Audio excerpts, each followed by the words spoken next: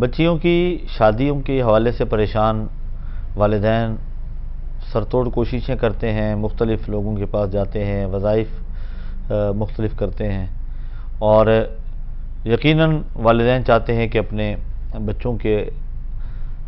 Time سے رشتے ہو جائیں، اچھے گھر میں بیٹیاں بیاہی جائیں، تو والدین کے لیے بھی خوشی ہوتی ہے اور بہت بڑی اسے اچیومنٹ سمجھا جاتا ہے۔ اچھا، اس میں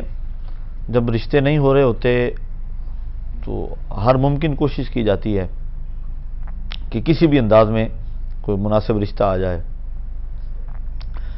تو اس حوالے سے ایک وظیفہ بڑا مجرب ہے، لیکن اس سے پہلے ایک مشورہ ہے، اور مشورہ یہ ہے کہ جب آپ بچیوں کے رشتے تلاش کر رہے ہوں تو آپ اس وقت نبی کریم صلی اللہ تعالی علیہ وسلم کے اس فرمان کو اپنے پیش نظر رکھا کریں کہ جب رشتہ کرنے کی نوبت آئے اور رشتہ کرنے لگیں تو آپ حسب، نسب، مال اسے بعد میں دیکھا کریں، پہلے سیرت دیکھا کریں۔ اگر سیرت اچھی ہو، دین میں وہ لوگ اچھے ہوں تو وہاں پہ آپ رشتہ کر لیں۔ تو جو والدین پریشان ہیں بچوں کے رشتوں کی وجہ سے تو بڑا مجرب ایک وظیفہ عرض کر رہا ہوں، نماز فجر کے بعد یا ذی الجلال والاکرام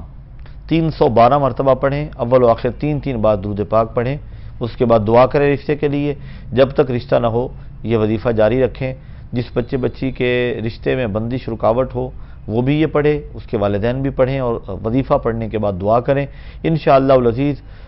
بہت جلد اللہ رب العزت مناسب اور اچھا رشتہ عطا فرمائے گا۔